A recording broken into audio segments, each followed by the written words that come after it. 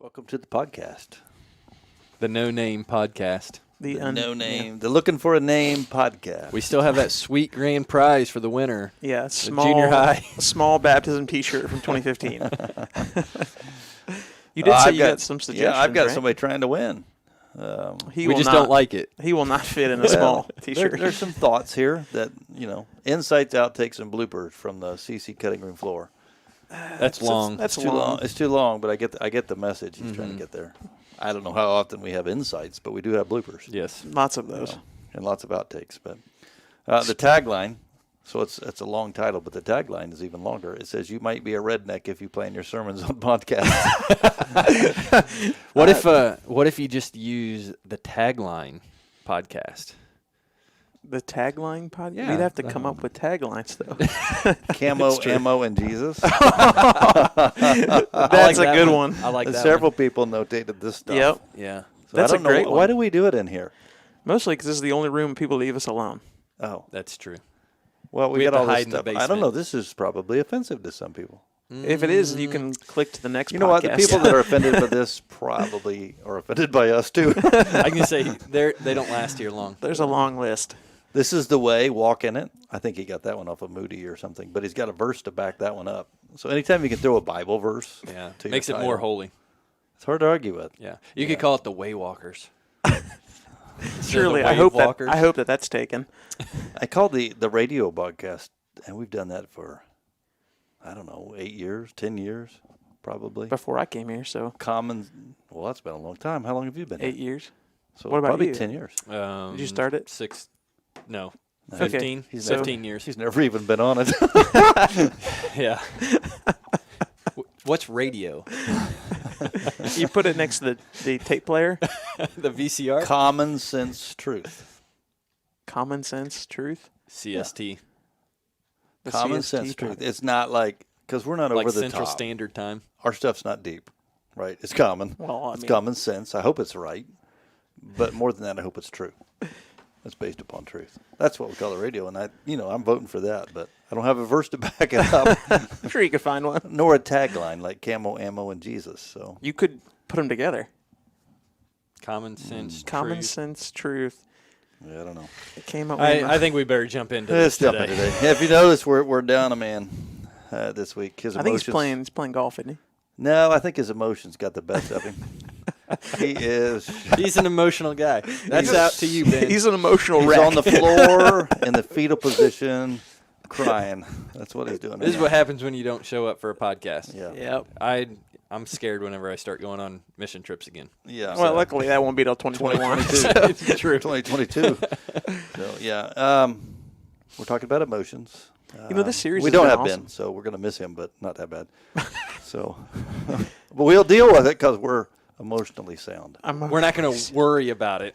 Definitely. Oh, you like that Yeah, one? tagline. Oh, there you go. There we go. That's what we're talking about today. Bridging to today, worry. And so if you don't have a problem with worry, tune out. That's what we're talking about today.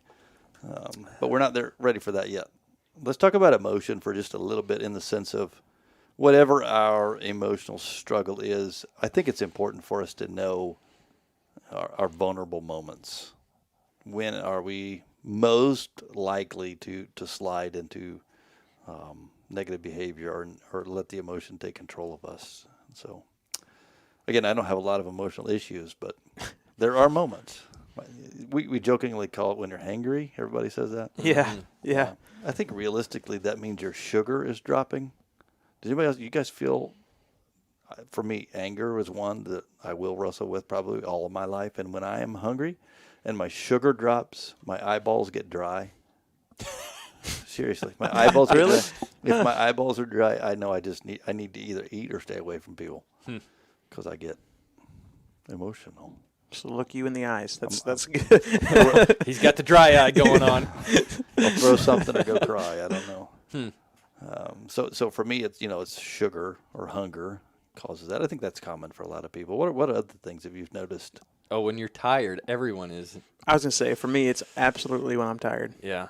I mean, go on any trip, vacation, mission trip, Yeah. whatever, Ugh. and it's been a long day. And when people get tired, people say things they wouldn't normally say. It's like filters start coming And off that's by the my minute. favorite part of the trip. Just 'cause Dangerous. You never know. Yeah, I mean, we used to do that when we would when I'd lead church camp weeks.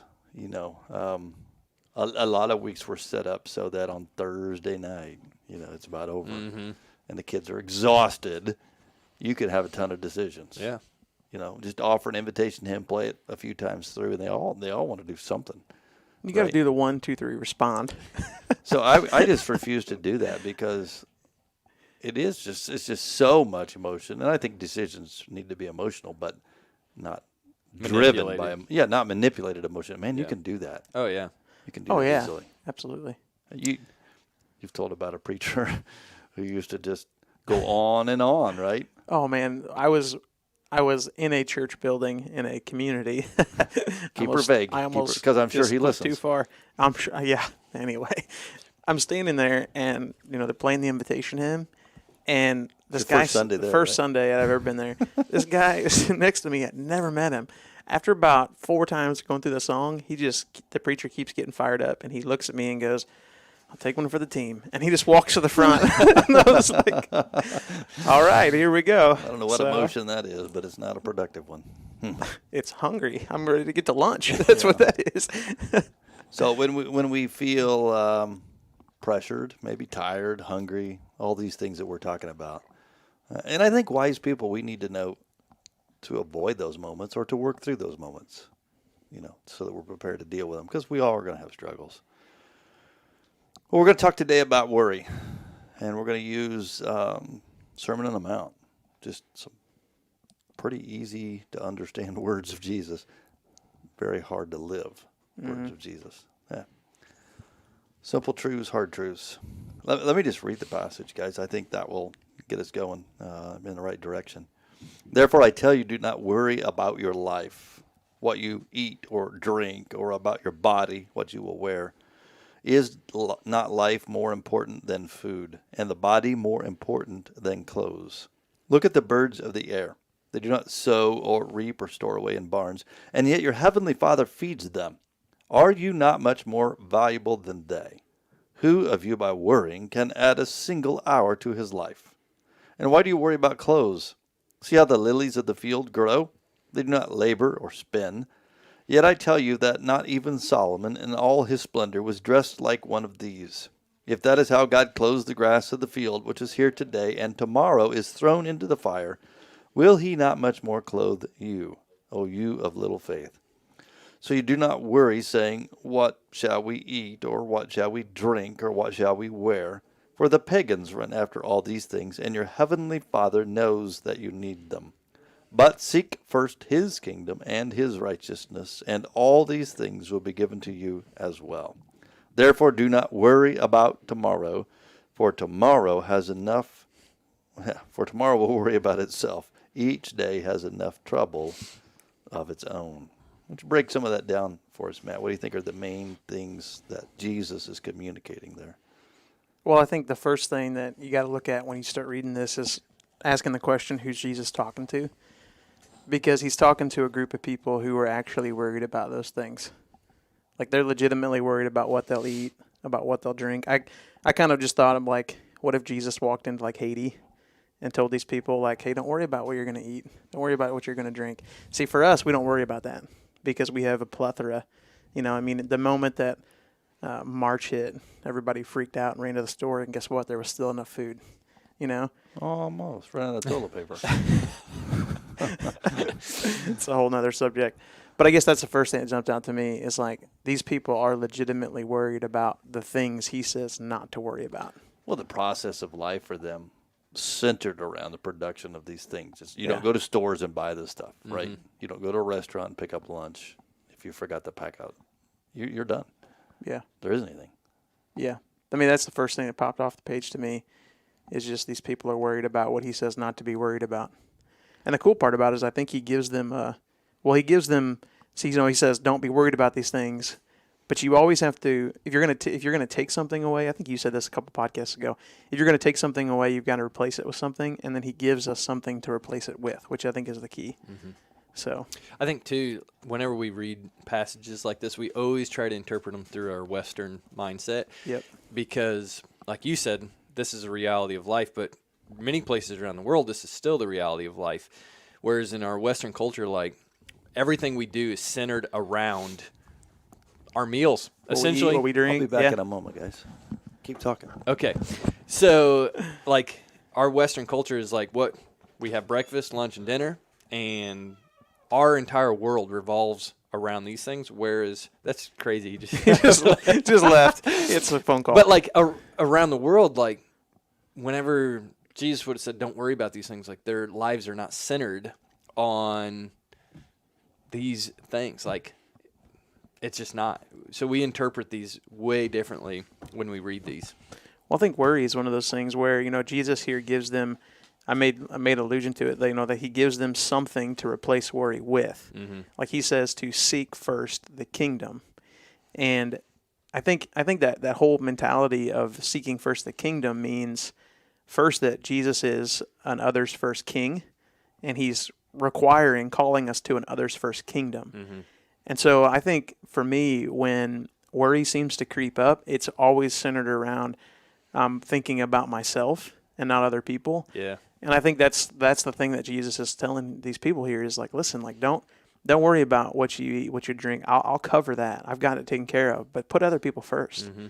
which is the opposite of what we do when we're worried, tired, afraid, whatever. Yeah. So there's a pastor in Costa Rica that we were with one time, and What's his name? Carlitos. Okay. Well, I've heard you talk about him little before. Carlos. Okay, that's what we call him because he's a tiny little guy. He's graduated seminary that we do and all this stuff. But we were with him and we were prayer walking in town, and I remember we had a mission team there. It was like 5:00, right? Dinner time. Yep. In our American minds. Yep. And the group I was with was like, so we going back to the church? Like, we gonna eat that? Where we gonna eat out tonight? Whatever. And Carlitos, man, he's like, no, we got like 20 more houses we gotta go to. Like, we'll eat whenever we eat. Yeah. And this passage, like, just like blew up in my mind because he could care less really about the physical because he knew like these people, like we needed to go pray for them. Yeah.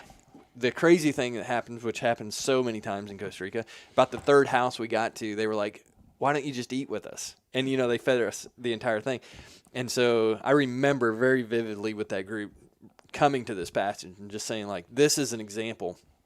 Like, as you are participating in the things of God, God provides for you in the midst of it. Yeah.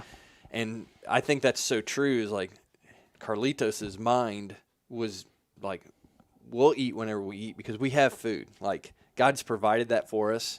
And so, yes, we're hungry, but, like, there's people that have a spiritual hunger That is greater than the physical hunger. Yeah. Yeah. And we were fed in the midst of it, but, like, his focus was on that spiritual hunger. Yeah. I think Well, that's a big deal. And he also, Jesus here says to, like, he talks about the birds and the flowers and all that. He uses that as an illustration.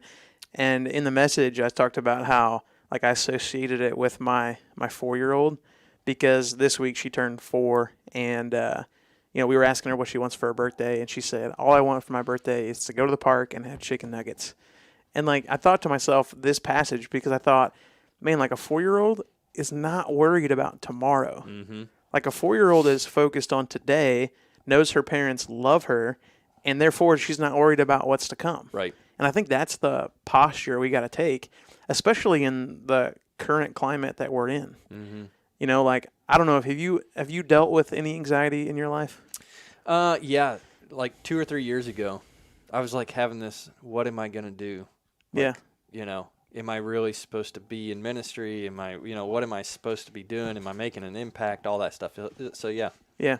This March, I started going through that same type of just unable to sleep. And I was not wise enough to say, oh, this is anxiety.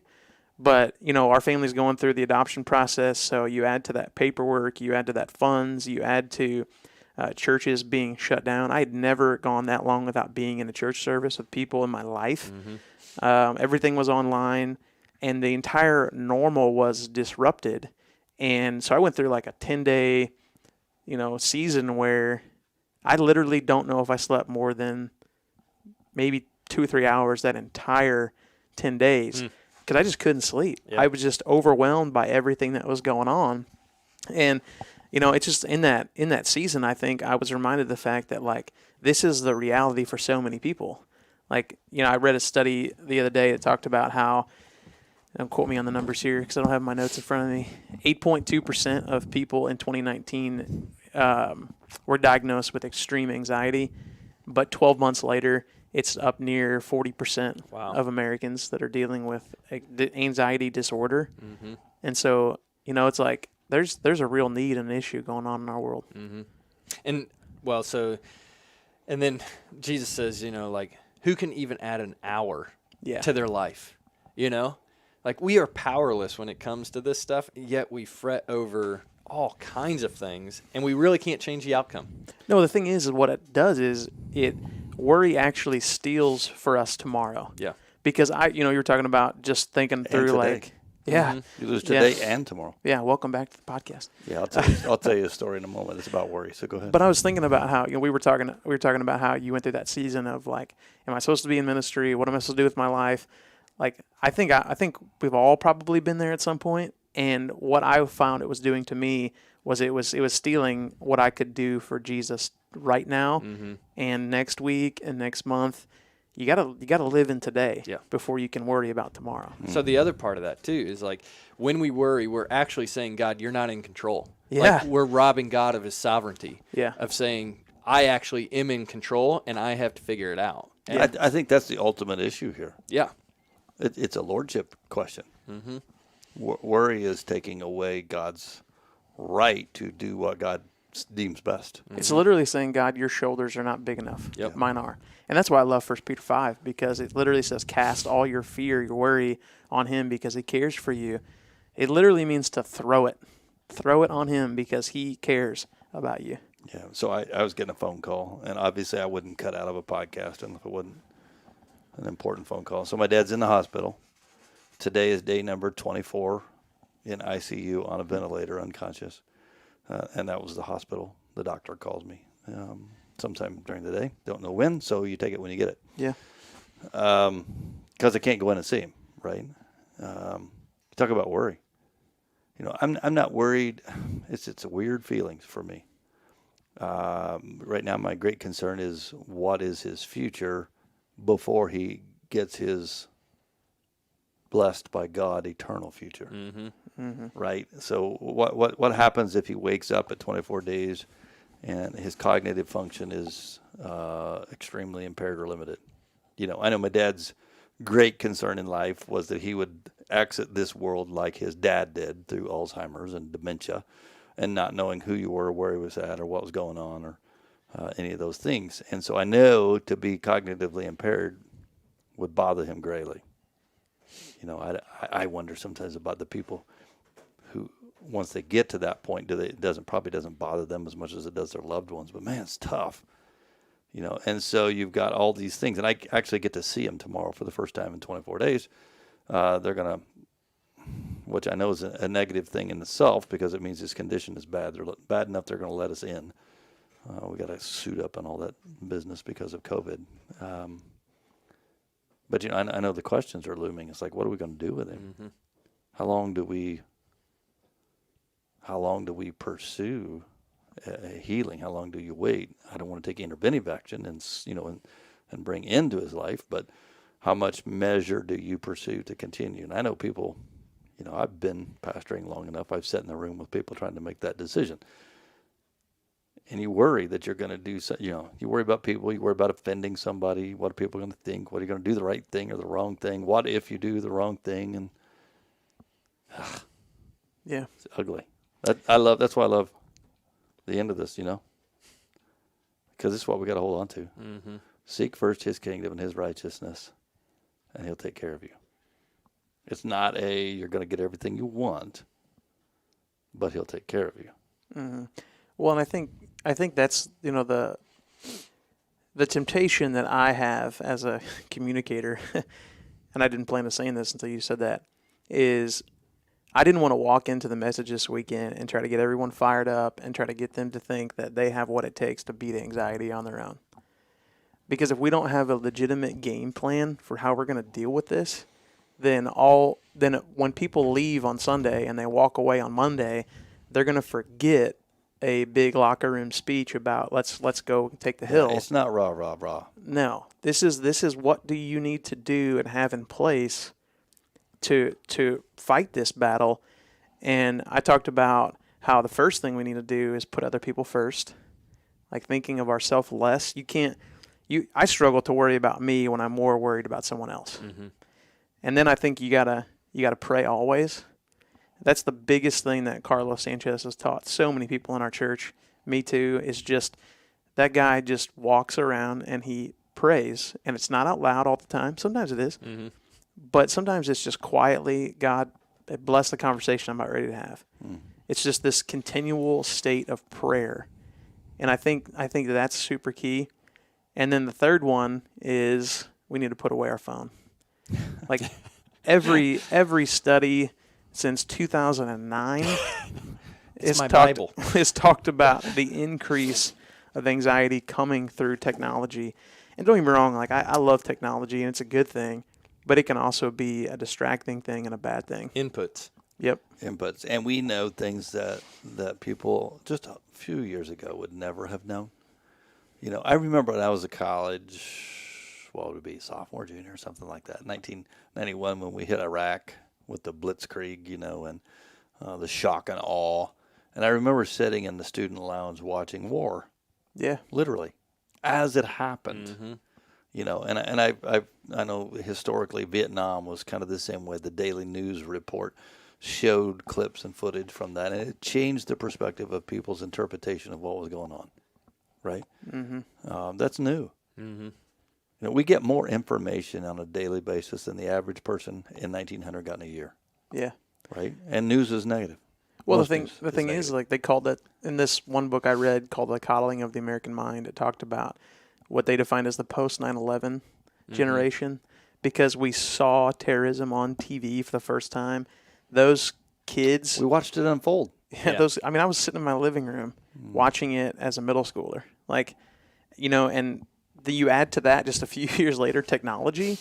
It was this culmination of all of this at the same time, and you know, it's led to a decreased level of joy and happiness because we're finding it in the wrong place. Yep. We're seeking validation from that over what God intended. So one of the things, like that life group study guide that we're working Yeah. through, fruit to root, root to fruit, all those things. And the very first question is, who is God? And it's about perspective. And then the second question is, what has God done?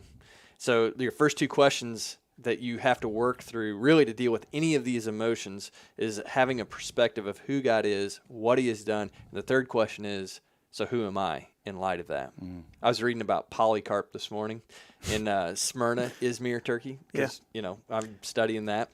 And so he was martyred at 86 years old, and he said, it's quoted that, you know, for 86 years, my Lord has provided and sustained me. Why would I deny him in a moment? Perspective, right? Yeah. Right. And he's burned at the stake. So there's two ways to look at that story. And I think we historically in the church have taught Bible stories and great stories like that from the perspective as we need to have the courage of Polycarp. And that's wrong. Right. It's like Daniel in the lion's den, David and Goliath. We teach those stories and we teach them from the perspective of humanism. What did the character do in this story? Mm-hmm. They act the way that they do. Polycarp acted the way he did because of the perspective that he held, not because of a trait that he had. Right. Big difference. Yeah. And so because he trusted God and he understood perspective-wise, God has been faithful. It's kind of what Jesus is laying out here. Mm-hmm. Dude, he takes care of everything else, and he's taking care of you to this point. Trust him. Yep. And so because of trust, he has courage. He doesn't just have courage, Right. Yeah. right? That's the rah-rah locker room speech. Right. Yep. Yeah. He knows the source, and I think you know, everyone listening to this podcast and everyone who attended one of our campuses or watched online this weekend, I think that their anxiety level could be decreased. Now, I certainly don't we're not doctors. Well, medical doctors. Actually, two of us are. But We're not medical doctors. Not the kind that helps anybody. And so, like, we can speak to it from the spiritual side. And I think the spiritual side says, man, you put more of God's word in your life and you'll be able to decrease your anxiety.